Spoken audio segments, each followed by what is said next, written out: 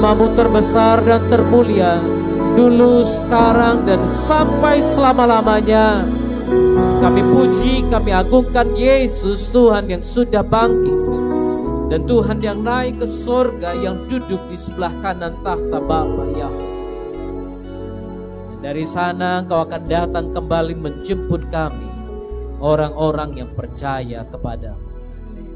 Kami persembahkan hari ini, waktu ini, untuk hormat kemuliaan nama Tuhan.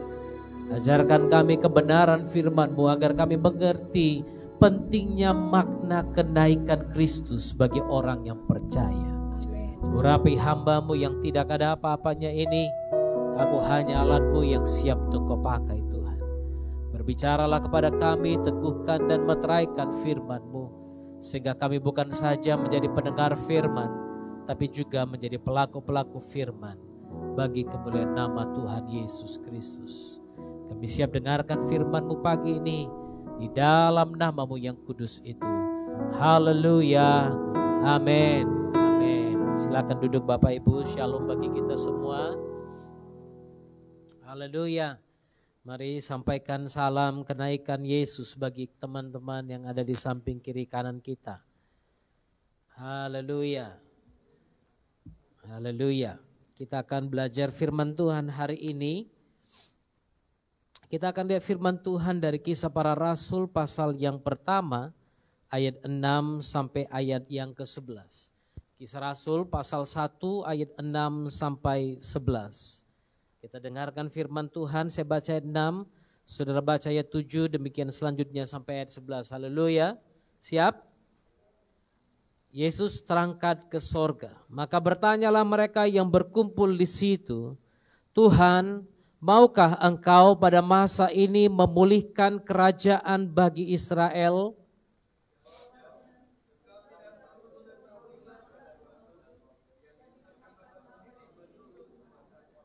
Tetapi kamu akan menerima kuasa kalau Roh Kudus turun ke atas kamu, dan kamu akan menjadi saksiku di Yerusalem dan di seluruh Yudea dan Samaria dan sampai ke ujung bumi.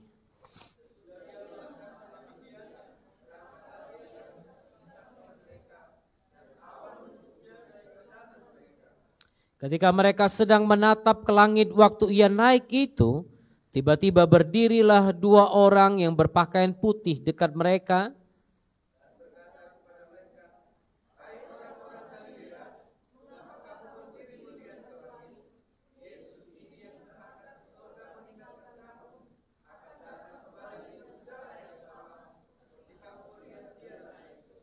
Haleluya. Bapak Ibu di depan, mungkin di slide atau di hadapan saudara, saya memberikan 7, mungkin 8, sedikit saya tambah 1 nanti.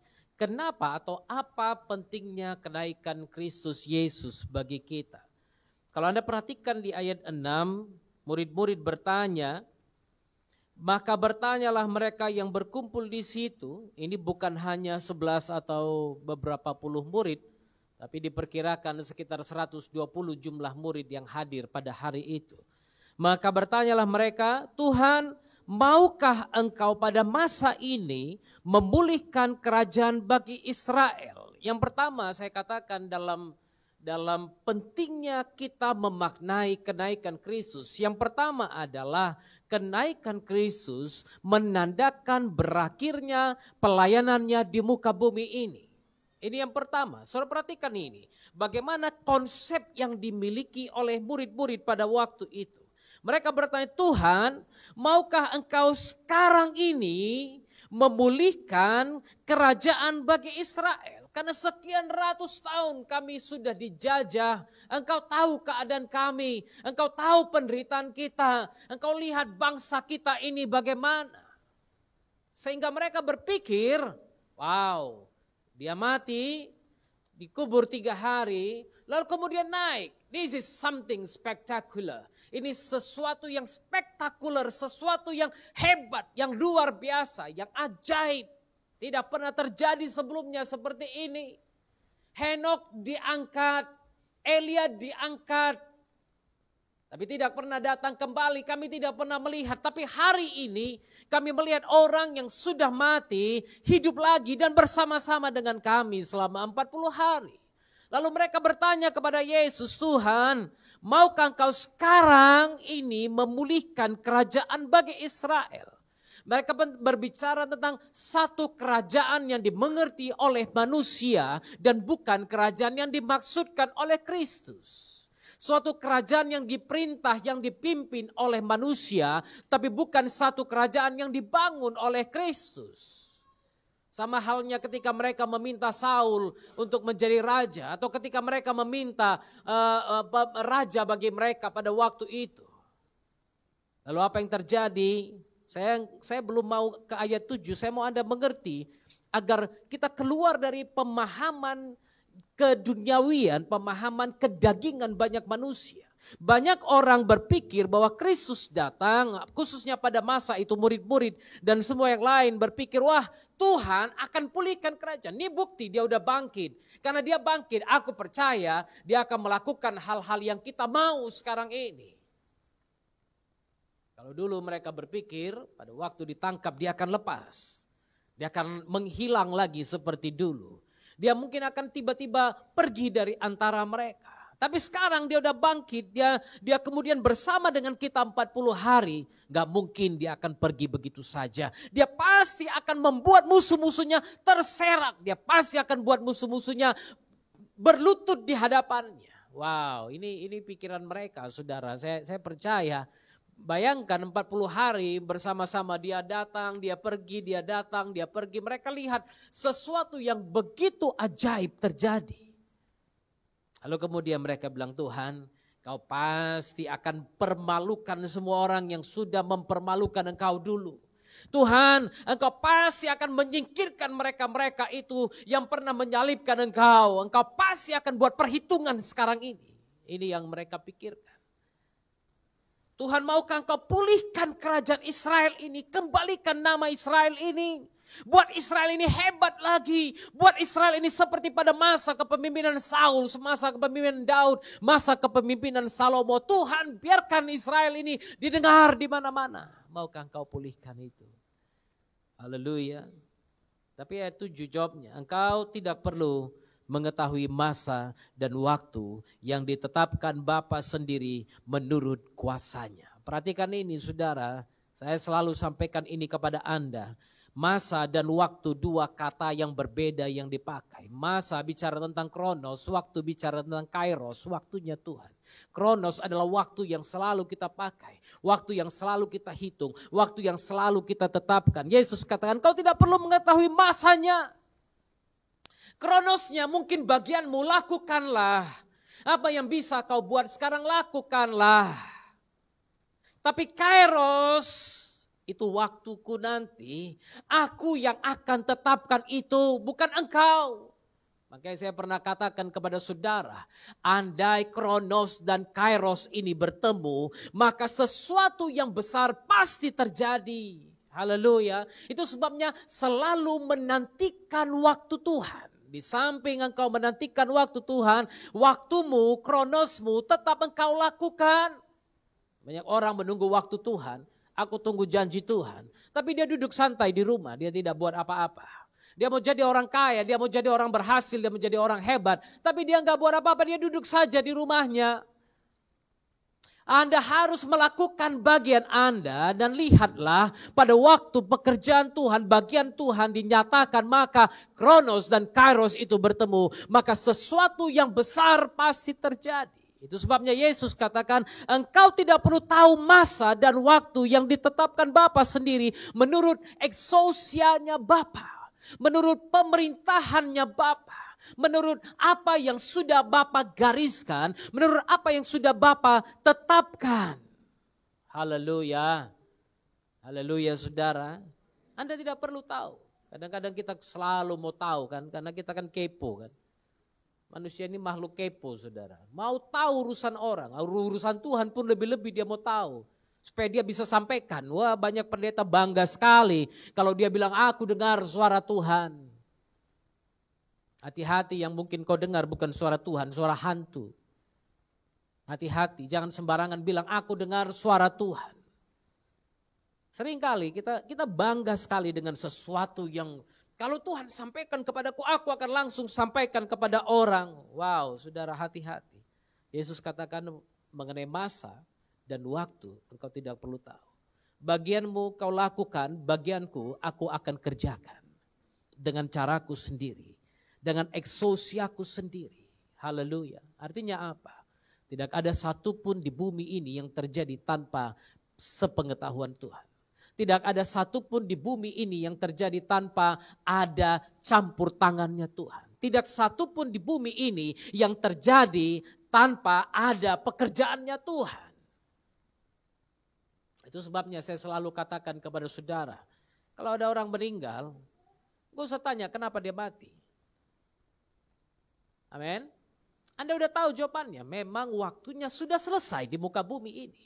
Jangan membuat prediksi, jangan membuat kesimpulan macam-macam. Oh dia mati Pak karena didukunin orang sana. Jangan. Haleluya. Dia mati karena apa? Memang waktunya Tuhan. Loh kemarin baru jumpa, tadi baru kami ngopi loh Pak, kok udah mati? Kronos dan Kairos bukan hakmu. Engkau kerjakan bagianmu dan Tuhan akan tetap mengerjakan bagiannya. Karena Tuhan tetap akan mengatur dunia ini sesuai dengan kehendaknya. Tadi saya katakan kenaikannya menandakan berakhirnya pelayanannya di muka bumi ini. 3,5 tahun dia melayani di muka bumi. Lalu kemudian kenaikan ini melambangkan perpisahan yang terjadi antara apa yang sudah terjadi dengan yang akan terjadi. Di dunia sudah berakhir. Yang kedua, kenaikan Yesus menandakan keberhasilan pelayanannya di muka bumi. Haleluya, segala alasan dan tujuan kedatangannya sudah tergenapi.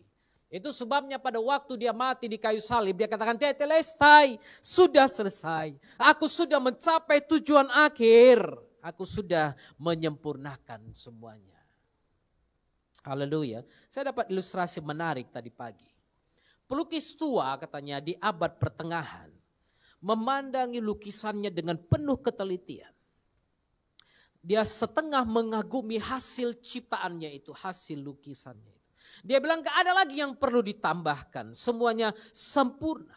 Tidak satu goresan pun yang tidak berada pada tempatnya. Lukisan ini sudah selesai, tidak akan ada perbaikan.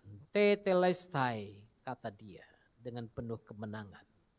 Tapi kalau Anda mendengar apa yang baru saya bilang dengan apa yang terjadi 1 milenium atau 1000 tahun sebelumnya. Seorang pematung Yunani tidak akan mengucapkan kata tetelestai walaupun patungnya nampak sempurna. Udah siap ini patungnya, udah sempurna. Dia tidak akan katakan tetelestai. Patung tanpa bagian yang perlu dipahatkan, tidak perlu dipersolkan lagi. Semuanya sudah beres. Ia baru berani katakan karyanya selesai atau tetelestai hanya bila dia yakin karyanya itu tidak akan sampai di tempat sampah. Haleluya. Tetelestai ia ucapkan bila yakin karyanya memiliki pengaruh di masa yang akan datang. Haleluya. Yesus katakan tetelestai artinya apa? Dia percaya karya ini punya pengaruh di masa yang akan datang. Kerjaannya di muka bumi sudah selesai, tapi nanti pekerjaannya sebagai imam besar, sebagai perantara bagi kita akan berlanjut. Haleluya. Ini yang kedua. Kenaikan Yesus penting karena apa? Karena kenaikan Yesus menandakan keberhasilan pelayanannya di muka bumi ini. Dia sudah menyelesaikan apa yang Bapa perintahkan kepadanya. Itu sebabnya saudara, jangan jadi hamba Tuhan tanggung-tanggung. Jangan jadi jemaat Tuhan tanggung-tanggung. Jangan jadi orang Kristen tanggung-tanggung. Kemarin kita dengar seorang artis yang dari agama sebelumnya masuk jadi Kristen. Selama berapa tahun jadi Kristen. Lalu kemudian apa? Murtad lagi. Masuk agama lain lagi. Heboh lagi dunia maya. Inilah dunia si maya ini. Entah apa-apa ada yang terjadi dalam dunia si maya ini. Betul kan? Dia murtad lagi. Lalu kemudian orang bilang, oh dia dapat hidayah lagi. Segala sesuatu yang kita mulai, mari akhiri dengan baik. Amin. Kalau engkau bilang kau percaya kepada Yesus, akhiri dengan baik. Saya selalu katakan, saya selalu ambil perumpamaan tentang bapak-bapak iman dalam Ibrani 11. Karena iman, Musa meninggalkan haknya sebagai pewaris di kerajaan itu. Karena iman, Abraham percaya anaknya ada. Karena iman, Ishak memberikan berkat kepada anak-anaknya. Yakub memberikan berkat kepada anak-anaknya. Karena iman. Lalu kemudian akhirnya dikatakan apa? Dalam iman mereka ini semua mati sebagai orang-orang yang tidak menerima apa yang dijanjikan itu. Dalam iman. Karena iman mereka melakukan apa yang mereka percaya, tapi dalam iman mereka mati walaupun mereka tidak melihat apa yang dijanjikan itu tergenapi bagi mereka. Ini yang saya katakan. Jadilah orang-orang Kristen yang mati dalam iman walaupun Anda tidak lihat apa yang dijanjikan itu terjadi di depan Anda. Abraham tidak melihat keturunan seperti bintang di langit dan pasir di lautan pada waktu dia mati. Tapi dia percaya. Dia percaya. Dia percaya. Anda mungkin tidak lihat apa situasi yang sedang terjadi dalam hidup Anda. Mungkin Anda berpikir tidak mungkin, gak mungkin, bagaimana mungkin? Bagaimana mungkin Tuhan bereskan situasi ini? Bagaimana mungkin keadaanku yang tidak jelas ini Tuhan bereskan, Tuhan satukan, Tuhan jadikan sempurna lagi. Mungkin Anda berpikir begitu. Tapi apapun yang terjadi, tetap hidup dengan iman. Haleluya. Selesaikan panggilan Anda. Selesaikan panggilan Kristus dalam dirimu. Sama seperti Tuhan kita. Dia menyelesaikan panggilan itu. Dia menyelesaikan tugas itu dengan sempurna. Dia mati dan itu sebabnya disinilah keberhasilan pelayanannya. Iblis tertipu karena iblis tidak tahu agenda surgawi. Iblis berpikir dia sudah berhasil menggagalkan rencana surga. Iya kan? Sampai Tuhan itu harus datang menjadi manusia dan mati. Iblis berpikir, sekarang aku jadi bosnya di dunia ini. Aku jadi bos alam semesta ini. Iblis berpikir, that's it, 3 hari mati. Tapi pada hari ketiga, dia bangkit seperti yang dia janjikan. Haleluya. Iblis dan kerajaannya tunggang langgang. Kenapa? Karena dia tidak menduga apa yang terjadi, apa yang dipersiapkan surga. Inilah Kronos dan Kairos tadi juga. Haleluya. Itu sebabnya saudara, mari belajar ikut dalam rencana Tuhan. Engkau hamba-hamba Tuhan, engkau calon hamba-hamba Tuhan. Engkau anak-anak STT, saya melihat banyak anak STT mulai dengan baik, mengakhiri dengan tidak baik. Mulai dengan visi sebagai hamba Tuhan, mengakhiri dengan visi sebagai orang yang bukan terpanggil sebagai hamba Tuhan. Mulai dengan baik, selesaikan dengan baik. Haleluya. Memang jalannya tidak gampang, mau jadi hamba Tuhan. Kalau kau enggak siap menderita, engkau tidak bisa jadi hamba Tuhan. Karena firman Tuhan kata Paulus katakan kepada Timotius, barang siapa yang mau ikut Yesus harus menderita. Kalau kau mau enak-enak jangan jadi hamba Tuhan. Haleluya. Selesaikan panggilan Tuhan. Sehingga sama seperti Paulus kita bisa katakan apa? Aku telah menyelesaikan tugasku. Aku sudah menyelesaikan panggilanku. Darahku sudah tercurah di hadapanku. Dan sekarang aku siap untuk pulang kembali kepada Bapa. Ini menjadi target kita. Jangan cuma nyanyi doang. Meskipun saya susah menderita dalam dunia. Sambil nangis-nangis itu, ingus keluar. Saya mau iring Yesus sampai selama-lamanya. Banyak orang yang belum melihat penderitaan yang sebenarnya. Banyak kita yang belum melihat penderitaan sebenarnya. Banyak kita yang baru berpikir kita menderita. Ya kan? Banyak kita yang berpikir bahwa kita menderita. Anda berpikir Anda menderita. Anda tidak tahu masih banyak orang lebih menderita dari Anda karena nama Yesus. Karena itu jangan bilang sembarangan, jangan ngomong sembarangan. Haleluya. Saya selalu katakan, Tuhan, meskipun aku setengah menderita, supaya jangan bersalah juga di depan Tuhan gitu kan. Tuhan bilang, kau menderita apa sih Oktav? Sehebat apa rupanya penderitaanmu dibandingkan dengan penderitaanku? Coba mari saudara bersoalah dengan Tuhan sekarang. Kalau Tuhan bertanya kepadamu, seberat apa penderitaanmu? Ya Tuhan, aku ditipu orang. Tuhan bilang, siapa suruh kau ditipu? Adanya suruh kau investasi saham itu. Adanya kusuruh kau taruh uang di sana. Udah tahu kau itu investasi bodong. Adanya kusuruh. Sekarang kau bilang kau menderita. Menderita yang dimaksud adalah menderita karena nama Yesus. Bukan menderita karena uangmu ditipu orang. Bukan menderita karena ada orang berutang sama saudara gak pulang-pulangin. Bukan karena itu. Menderita karena memang ada salib yang harus kau pikul karena nama itu. Selesaikan itu. Selesaikan itu. Haleluya. Sampai akhir. Ku menutup mata. Ku tetap setia. Menanti janjimu. Sampai ku dapatkan mahkota kehidupanku. Ku tetap setia untuk melayanimu. Haleluya. Sampai akhir kita menutup mata. Biarkan pada waktu kita tutup mata Tuhan katakan, welcome my faithful servant. Hai hambaku yang setia, yang baik. Mari bergabung dalam pesta yang sudah kupersiapkan padamu. Haleluya. Kenaikan Yesus penting. Karena kenaikan Yesus menandakan keberhasilan pelayanannya di muka bumi.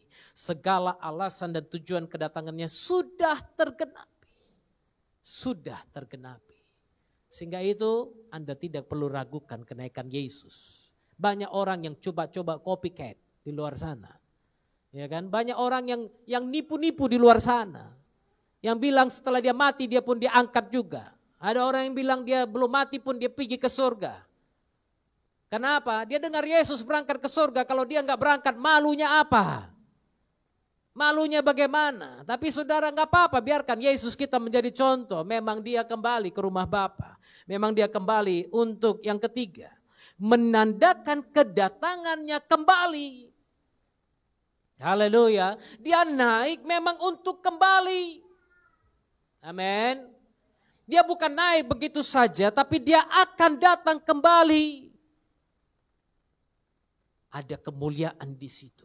Menandakan kedatangannya kembali yang penuh dengan kemuliaan. Kalau pada waktu dia terangkat di sorga ke sorga, mungkin hanya beberapa malaikat yang bersama dengan dia. Tapi pada waktu dia datang kembali, semua mata akan memandang kepadanya. Haleluya.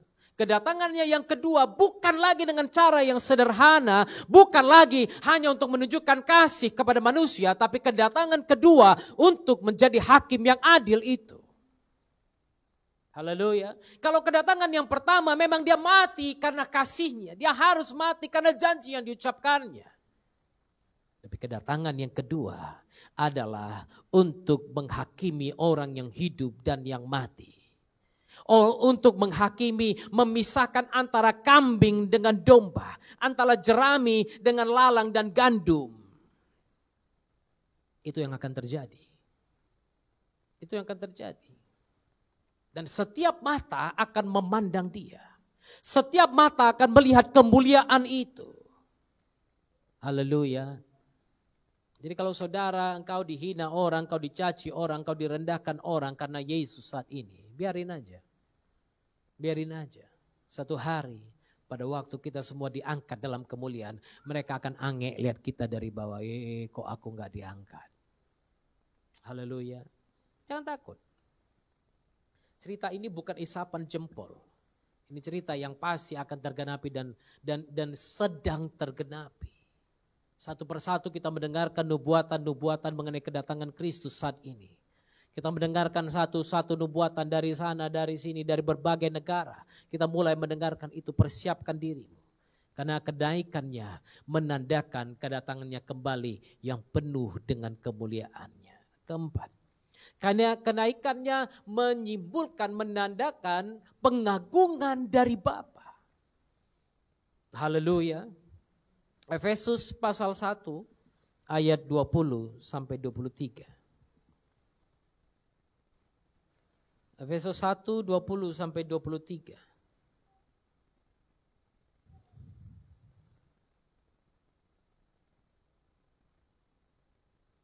Dan betapa hebat, saya baca dari ayat 18 saja. Dan supaya ia menjadikan mata hatimu terang, agar kamu mengerti pengharapan apakah yang terkandung dalam panggilannya. Betapa kaya kemuliaan bagian yang ditentukannya bagi orang-orang kudus.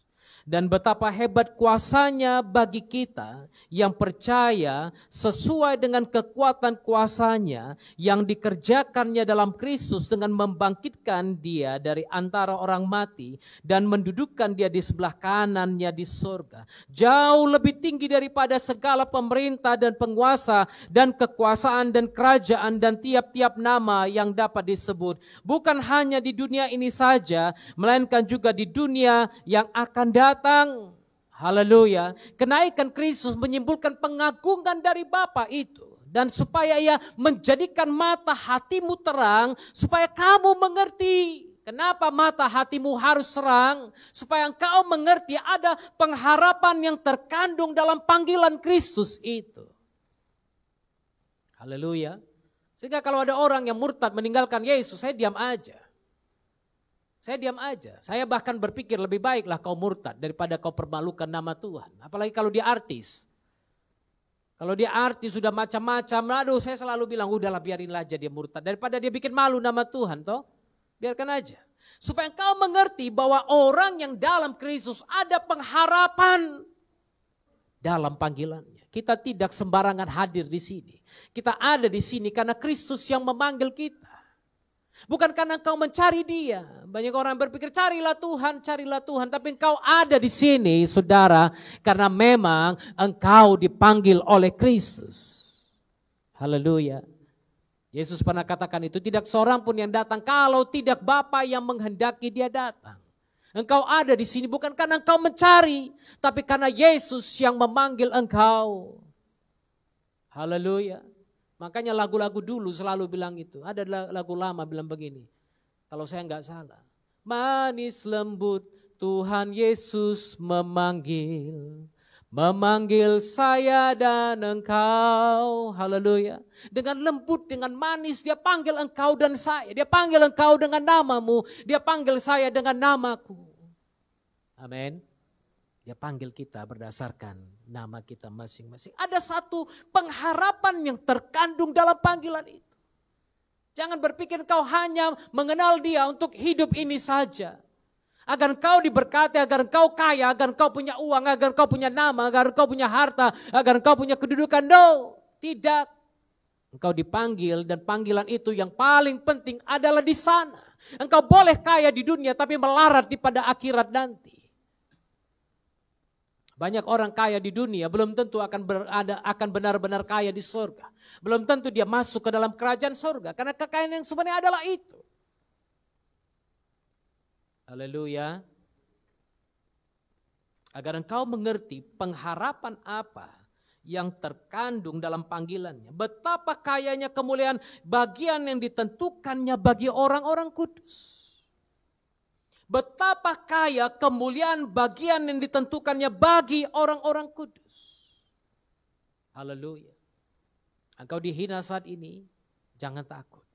Karena ada kekayaan kemuliaan yang begitu mulia yang ditentukan bagi engkau dan saya. Haleluya. Dan betapa hebat kuasanya bagi kita yang percaya. Betapa hebat kuasanya bagi kita yang percaya sesuai dengan kekuatan kuasanya. Kalau Anda percaya kepada Yesus, jangan takut. Ada kuasa dalam nama Yesus itu. Iblis gentar karena nama itu. Iblis lari ketakutan karena nama itu. Apa masalahmu hari ini? Panggil nama itu. Panggil nama itu. Karena nama itu berkuasa. Haleluya. Ada kuasa yang demikian luar biasa. Ada 20 yang dikerjakannya dalam Kristus. Kuasa siapa? Kuasa Yahweh. Kuasa Tuhan yang dikerjakan dalam Kristus dengan membangkitkan dia. Saudara, mungkin Anda perlu memperhatikan kata membangkitkan dia. Arti kata membangkitkan mungkin tidak dalam seperti pemikiran Anda sekarang. Oh, berarti Yesus dibangkitkan oleh sesuatu, oleh siapa? Tapi roh itu, roh Yahweh itu, saya sudah terangkan kepada saudara minggu lalu.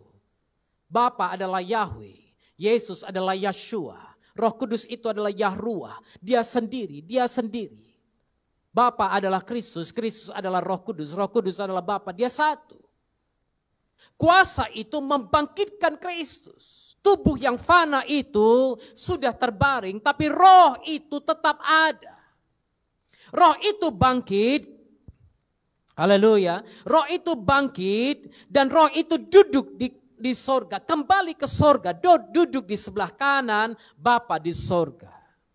Saya sudah sampaikan kepada saudara bagaimana tangan kanan berbicara tentang otoritas. Haleluya. Kristus, anak domba itu mempunyai otoritas yang demikian luar biasanya. Haleluya. Itu yang ketiga. Kenaikannya menandakan yang keempat, menyimbolkan pengagungan dari Bapa. Itu sebabnya Bapa katakan, I am well pleased with you. Aku begitu berkenan kepadamu. Haleluya. Dan itu diterima dengan apa? Dengan penghormatan yang diberikan. Filipi pasal 2 ayat yang ke-9.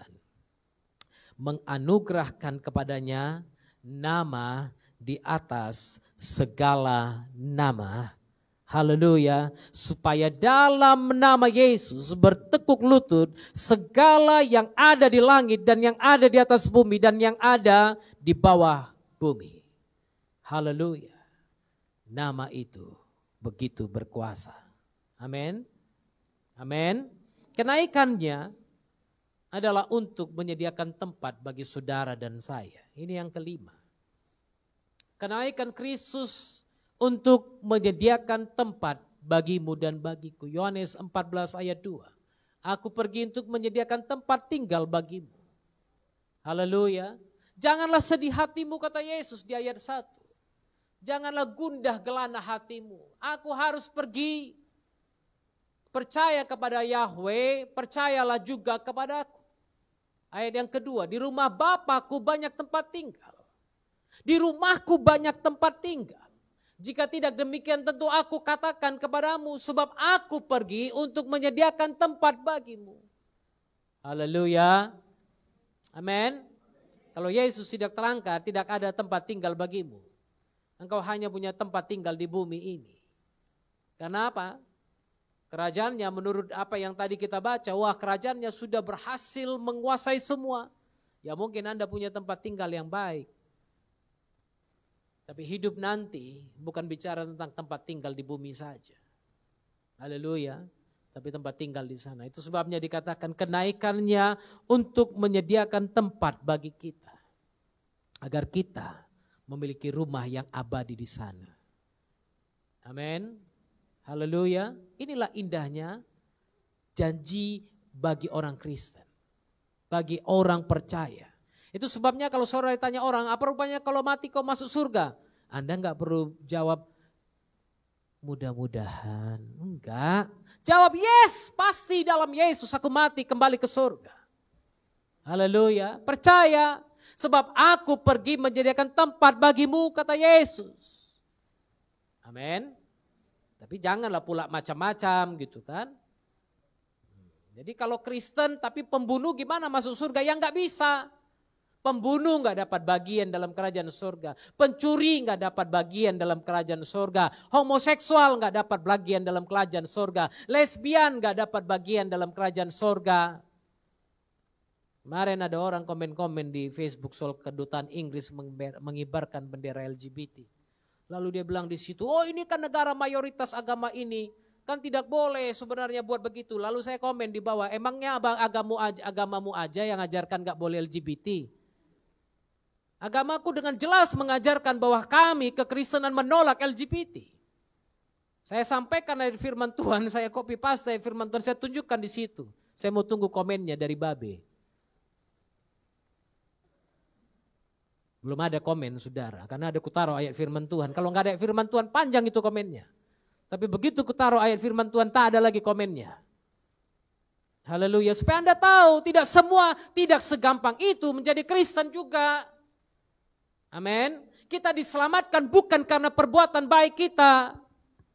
Tapi kita harus berbuat baik untuk sampai ke surga.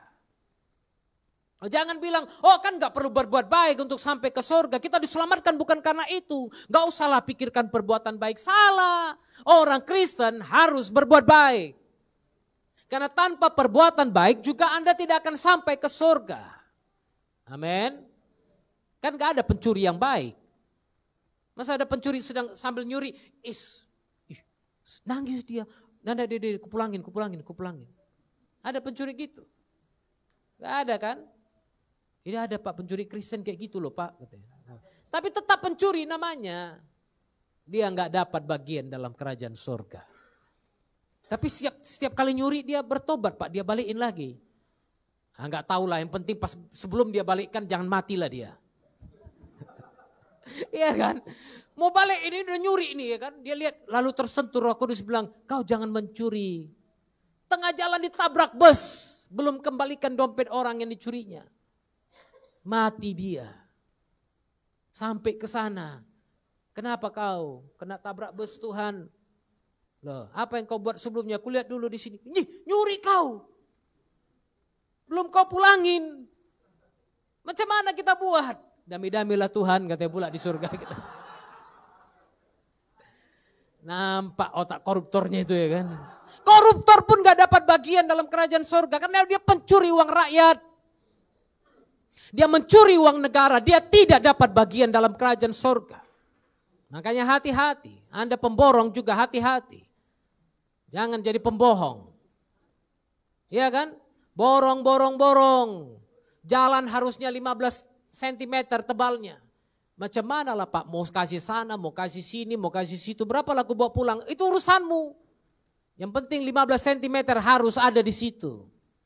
Kalau 15 cm jadi 2,5 cm, gak tahu lagi dosamu macam mana di hadapan Tuhan. Pencuri, itu pencuri. Jangan bangga kaya karena mencuri uang orang, uang rakyat, uang negara. Pencuri tidak dapat bagian dalam kerajaan surga. Walaupun kau kasih perpuluhan dari hasil curianmu itu. Aku mana tahu kau taruh di sini aku terima. Aku bangun gereja. Ya kan? Bawalah perpuluhan dari sini, taruhlah. Mana ku tahu, yang penting ada di sini. Ku doakan, ku terima, ku pakai untuk pekerjaan Tuhan. Karena firman Tuhan katakan harta kekayaan dari Mesir akan didatangkan ke dalam rumah Tuhan. Haleluya. Mesir bukan orang percaya loh. Kalau diantar ke sini ku pakai. Amin. Karena ini milik Tuhan, bukan milik saya. Apa yang ada di sini milik Tuhan. Setiap kali Anda kembalikan perpuluhan, kami langsung bagikan kepada orang-orang yang berhak menerima perpuluhan di gereja ini. Bukan kami masukkan kantong pergi makan di mana-mana, tidak. Karena itu milik Tuhan. Supaya kalau Anda mengembalikan milik Tuhan, Anda menuntut dari Tuhan. Karena dia katakan, ujilah aku, tidakkah aku membukakan tingkap langit bagimu. Haleluya. Kalau perpuluhanmu benar di hadapan Tuhan, uji dia. Uji dia. Lihatlah, dia akan bukakan berkat-berkat itu bagimu. Amin. Yang keenam, kenaikan Yesus itu penting. Kenapa? Kenaikan Yesus mengindikasikan dimulainya pekerjaan baru sebagai imam besar. Tadi kita nyanyi, ku sanjung kau di tempat tinggi, sebab engkau imam besar agung.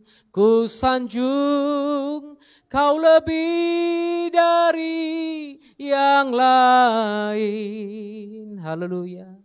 Dan ku datang menyembahmu Tuhan. Anda tahu apa yang Anda nyanyikan itu? Ibrani pasal yang keempat. Ibrani pasal yang keempat ayat 14 sampai 16 kita lihat sebentar. Kenaikannya mengindikasikan dimulainya pekerjaan baru sebagai imam besar. Ayat 14. Karena kita sekarang mempunyai imam besar agung yang telah melintasi semua langit, yaitu Yesus anak Elohim. Baiklah kita teguh berpegang pada pengakuan iman kita. Saya sengaja enggak baca anak Allah, jangan Anda pikir anak Allah nanti sama dengan sana. Supaya orang luar sana jangan berpikir Yesus anak Allah. Yesus anak Yahweh. Amin. Nama bapaknya Yahweh, namanya Yahweh Shua, Yahshua HaMashiach. Roh yang diutus, yang dikirimnya adalah rohnya sendiri, Yahruah HaKodesh. Roh Yahweh yang kudus. Dia sendiri.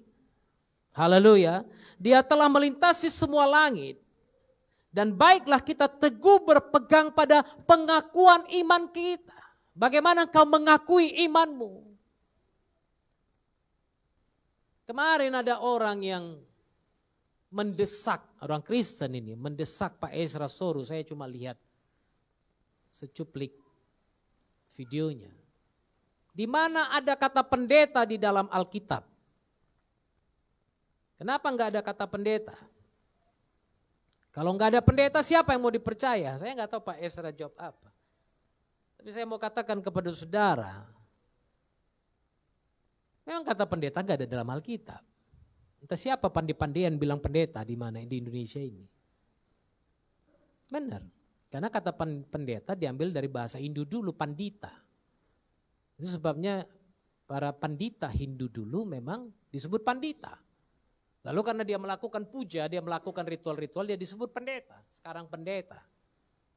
Itu sebabnya Anda bisa dengar di agama Hindu ada pandita, ada pendeta. Jangan Anda bilang, loh kok dia pun punya pendeta, Anda nyuri dari dia. Benar. Karena apa? Orang yang melakukan ritual. Anda nggak perlu meragukan pengakuan iman Anda karena kata pendeta nggak ada dalam Alkitab. Bodoh. Itulah kebodohan orang Kristen. Mana kata pendeta nggak ada. Lalu yang lain saya lihat itu nampak Alkitabnya palsu, nggak ada begini, nggak ada begitu, ya udahlah. Ini kan bicara tentang sejarah, bicara tentang praktek kebiasaan yang dibuat orang. Di mana lagi ada adat yang harus kau ikutin dalam Alkitab? Nggak ada kan? Tapi kok itu bisa kau percaya? Kau bawa ikan emas, kasih persembahan, kasih ulos, di mana itu dalam Alkitab? Gak ada, tapi Anda buat. Itu sesuatu yang dijalankan secara tradisi, secara budaya. Kalau salah jangan dibuat, kalau gak ada hubungannya dengan imanmu lanjutkan. Tapi jangan sampai hal-hal sepele merusak pengakuan iman Anda. Haleluya. Kalau saya lebih pilih tidak melakukan adat saya daripada tidak mengakui Kristus sebagai Tuhan. Ya kan? Dulu kan ada orang bilang, lebih baik tidak beragama daripada tidak beradat. Bodoh enggak? Cobalah pikir. Anda pakai baju ini pun beradat. Anda pakai sepatu beradat. Anda pakai masker itu adat pada zaman now. Betul kan? Kalau dulu kan bersin pun acing depan orang nyembur. Tutup pun enggak mau. Sekarang mau gak mau pakai masker. Kenapa? Oh udah tahu rupanya. Adat sekarang tidak boleh sembarangan batuk, tidak boleh sembarangan berisik. Sekarang batuk pun lihat orang. Ya kan? Kalau batuk, saya aja kalau batuk. Makanya di pesawat kemarin saya pulang. Waktu saya batuk, saya berusaha tidak batuk saudara. Karena takut yang sebelah pikir kawan nih lagi positif. Orang batuk aja pun langsung dipikir macam-macam sekarang ini kan. Bagi saya, pengakuan iman saya kepada Kristus jauh lebih penting daripada hal-hal biasa yang kita lakukan sehari-hari.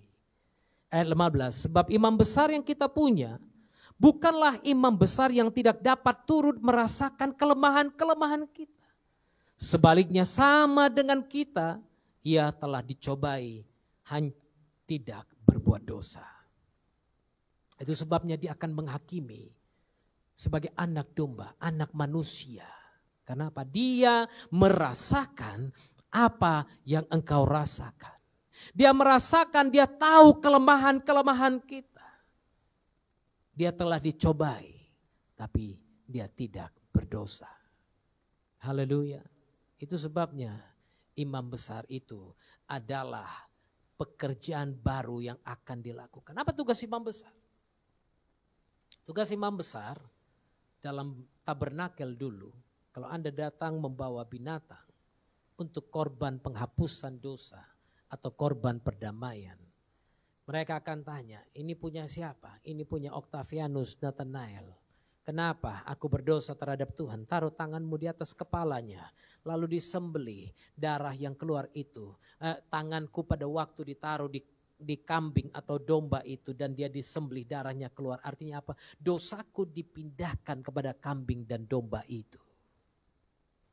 Itu sebabnya kalau ada orang korban di luar sana, sampai hari ini masih seperti itu, ini punya siapa? Taruh siapa namamu dari sini, dari ini, disembelih. Supaya apa? Korban dosa itu transfer ke sana. Tapi sekarang imam besar agung itu, dia berdiri di hadapan tahta itu nanti. Dia akan bertanya, siapa ini? Ini Octavianus. Oh, dia penuh dengan dosa. Lalu imam besar katakan, tapi anak domba itu sudah menanggung dosanya Octavianus ini. Haleluya. Itu sebabnya saya tidak perlu lagi mempersembahkan korban kambing, domba, lembu setiap tahun. Karena Kristus mati sekali untuk menghapus dosaku untuk selama-lamanya. Haleluya. Ini dia ayat yang ke-16. Sebab itu marilah kita dengan penuh keberanian menghampiri tahta kasih karunia. Supaya kita menerima rahmat dan menemukan kasih karunia untuk mendapat pertolongan kita pada waktunya. Haleluya. Hampiri tahta kasih karunia itu. Karena dalam tahta kasih karunia itu ada Kristus yang duduk. Tahta kasih karunia itu tahta belas kasih. Dulu di Israel ada orang-orang yang ada tempat yang disebut sebagai tempat belas kasih. Kalau ada orang berbuat salah, membunuh orang, menyakiti orang, dan dia tanpa sengaja berbuat, dia boleh lari ke situ. Kalau dia sudah lari ke situ, tidak satu orang pun yang boleh membunuh dia di tempat itu. Demikian juga dengan kita. Sekarang setelah Kristus menjadi imam besar, marilah kita dengan penuh keberanian menghampiri tahta kasih karunia itu. Karena di tahta itu iblis tidak akan bisa menghakimi engkau. Karena apa? Anak domba itu sudah mencurahkan darahnya bagimu dan bagiku. Haleluya. Ibrani 9 ayat yang ke-15. Karena itu ia adalah pengantara dari suatu perjanjian yang baru. Pengantaranya bukan Maria. Selalu banyak orang berpikir pengantaranya adalah nabi-nabi, rasul-rasul. No, bukan. Tapi Kristus satu-satunya pengantara kita. Dia adalah pengantara dari suatu perjanjian yang baru. Supaya mereka yang telah terpanggil dapat menerima bagian kekal yang dijanjikan. Sebab ia telah mati untuk menebus pelanggaran-pelanggaran yang telah dilakukan selama perjanjian yang pertama. Anda hidup dalam hukum Taurat. Hukum Taurat mengajarkan kita berbuat dosa. Jangan membunuh. Justru dari situlah kita tahu membunuh. Jangan berzina. Justru dari situ kita tahu apa yang disebut dengan zina. Jangan mengingini harta sesamamu. Firman Tuhan katakan, justru dari situlah aku tahu, aku belajar mengenal apa yang dimaksud dengan mengingini harta sesamaku. Sama seperti pada waktu kita bilang sama anak kecil, jangan pegang itu ya nak. Dia bilang iya dad. Dia keliling. Dia lihat kenapa bapakku bilang ini gak boleh dipegang, ada apa? Kenapa bapakku boleh pegang, aku gak boleh pegang? Dia akan keliling-keliling sampai akhirnya hatinya bilang pegang aja. Lalu dia pun pegang. Kenapa? Ada kata-kata yang mengatakan jangan dipegang. Latihlah di rumah, teslah. Buatlah tulisan jangan lihat kiri. Kan sering orang jualan buat gitu, jangan lihat kiri. Begitu Anda baca, Anda jadi lihat ke kiri. Ada apa di kiri itu? Anda mau tahu kenapa dia bilang jangan lihat kiri? Masa dia aja yang boleh menikmati? Masa dia aja yang boleh lihat? Masa dia aja yang boleh begini? Masa dia aja boleh bebas? Masa dia aja boleh suka-suka hati? Aku juga bisa. Jangan lihat kiri. Dap. Emang kau siapa larang-larang aku? Ini dia. Ego manusia itu, saudara. Tapi dikatakan firman Tuhan. Ia telah mati untuk menebus pelanggaran-pelanggaran yang telah dilakukan manusia kita selama perjanjian yang pertama itu. Sekarang kau dipindahkan ke dalam perjanjian yang baru di dalam Kristus. Dan ketahuilah, Kristus sudah mati bagimu. Dia menjadi pengantara dari perjanjian yang baru itu. Haleluya. Supaya apa? Kita menerima bagian kekal yang dijanjikan. Amin. Yang terakhir. Kenapa kenaikan Yesus penting? Kenaikan Yesus memberikan pola akan kedatangannya kembali. Haleluya. Malaikat itu berkata apa? Yesus ini yang engkau lihat terangkat ke sorga meninggalkan kamu akan datang kembali dengan cara yang sama seperti kamu melihat dia terangkat ke sorga. Ada satu pola. Kita sudah belajar kitab Wahyu. Kita sudah belajar satu persatu apa yang akan kita lihat. Tapi yang pasti sama seperti dia naik, dia akan turun. Tapi kali ini turunnya bukan sekedar turun. Dia akan turun dalam kemuliaan yang tidak terbayangkan, tidak terkatakan oleh manusia. Haleluya. Haleluya. Sebelum itu ada sesuatu yang dikatakannya. Ia akan memberikan Roh Kudusnya kepada orang yang menerima dia. Hari ini kami akan melakukan pengutusan kepada mahasiswa, mahasiswi yang akan berangkat ke tempat PPL-nya. Jadi ada beberapa mahasiswa William Carey yang hadir di sini. Ada yang akan berangkat ke Dalu-Dalu, ada yang akan berangkat ke Samosir, ke Balige. 3 tempat ya Tom? Satu lagi? Oh, satu lagi di Siantar. Dan saya mau memesankan kepada saudara, kamu akan menerima kuasa kalau Roh Kudus turun ke atasmu. Kuasa di sini bicara tentang dinamis. Sama seperti dinamit. Kamu akan jadi dinamit walaupun badanmu kecil. Haleluya. Jangan bicara soal badan kecil bro. Aku bom. Tapi jangan di bandara bilang gitu. Jangan bilang aku bom dari surga. Jangan mati, Anda ditangkap langsung nanti. Jangan coba-coba di bandara, di stasiun bus. Jangan bilang. Haleluya. Tapi dalam hatimu bilang, aku kecil tapi bom. Bukan cabai rawit lagi. Aku kecil tapi bom. Amin. Yang kecil-kecil bilang, aku kecil tapi bom. Itu udah mulai itu yang kecil-kecil bilang. Aku kecil tapi bom. Haleluya. Kamu akan terima dunamin itu kalau Roh Kudus turun ke atasmu. 3 hari ini saudara sudah belajar bersama Pastor Dave. Dan Anda sudah mengerti karunia kuasa Roh Kudus. Amin. Roh Kudus adalah roh Yesus Kristus sendiri. Roh Kudus itulah yang dari tadi saya katakan Yah Ruach HaKodesh. Roh Yahweh yang kudus. Haleluya. Roh Kudus itu kalau menyertai kamu, kalau ada di dalam kamu, kalau turun ke atas kamu dan diam dalam kamu, dia akan menjadikan engkau sama seperti bom itu. Engkau gak perlu meracik bom atau buat bom, tapi engkau yang jadi bom itu. Oh berarti aku bom bunuh diri Pak? Enggak. Jangan nanti aku pun gak bisa masuk Singapura. Ada orang gak bisa masuk Singapura minggu lalu demon dia. Kenapa kau gak bisa masuk Singapura Oktav? Iya karena didengar di di Facebook, di YouTube, aku bilang kau bom, bunuh diri di mana? Gawat kan saudara. Aku nggak maksud itu. Haleluya. Anda bukan bom bunuh diri. Karena kalau kau bom bunuh diri, kau masuk neraka kawan. Bukan masuk surga disambut 72 bidadari. Enggak, masuk neraka. Percayalah yang saya bilang. Matinya pun mengenaskan, orang lihatnya pun mendingkan mati di peti bagus-bagus, orang lihatnya senyum dia. Padahal enggak senyum.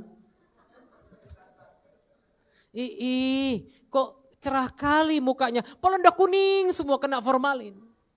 Tapi masih ada yang bisa bohong di depan peti mati. Mendinglah kayak gitu kan. Masih ada orang yang memuji, yang datang, yang mau melihat Anda. Daripada lihat aduh udah berseraan semuanya. Enggak. Saya katakan engkau adalah bomnya Kristus. Artinya apa? Engkau punya kuasa yang diberikan kepadamu. Letakkan tanganmu atas orang sakit. Jangan takut-takut. Ada sakit, ada orang sakit. Pak, kudoakan ya. Kalau orang udah mau mati didoakan pasti dia terima. Agama apapun itu. Haleluya. Jangan takut, letakkan tanganmu atas orang sakit. Katakan sembuh dalam nama Yesus, siap itu pergi. Jangan tanya, udah sembuh Pak? Belum. Apanya yang kau doakan? Jangan, nanti dia tanya gitu, pergi aja. Kalau kau ditunggu di situ, udah sembuh Pak? Belum. Kita doa lagi ya Pak? Doa lagi. Udah sembuh Pak? Sikit, sebelah sini belum. Katanya lagi nanti. Ditanya lagi, udah siap doakan doa Yesus, si goyang-goyang, udah sembuh Pak, sebelah sini sekarang katanya. Siap didoakan, pergi, bukan urusanmu untuk menyembuhkan. Karena menyembuhkan adalah urusan Yesus, urusan Tuhan kita. Engkau cuma letakkan tangan, pergi. Haleluya. Jangan ambil kemuliaan, jangan foto video Pak kesaksian ya Pak.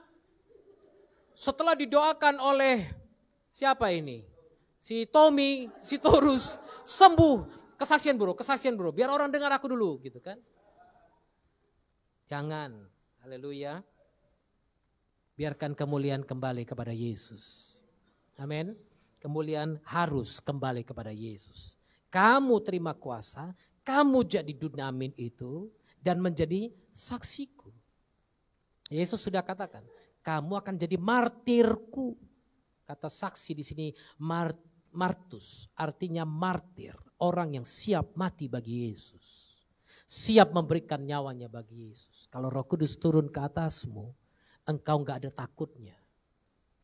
Makanya ada orang bisa khotbah di dalam bus, ada khotbah di pajak-pajak. Kenapa? Karena dia tahu, kalau aku mati bagi nama Yesus. Kalau aku hidup bagi Yesus. Karena hidup bagiku adalah Kristus dan mati bagiku adalah keuntungan. Kalau engkau menerima Roh Kudus, engkau punya Roh Kudus, engkau akan jadi saksi Kristus, martusnya Kristus, mulai dari Yerusalem, Judea, Samaria, dan sampai ke ujung bumi. Percaya, Tuhan angkat saudara, Tuhan bawa saudara, Tuhan akan pakai saudara.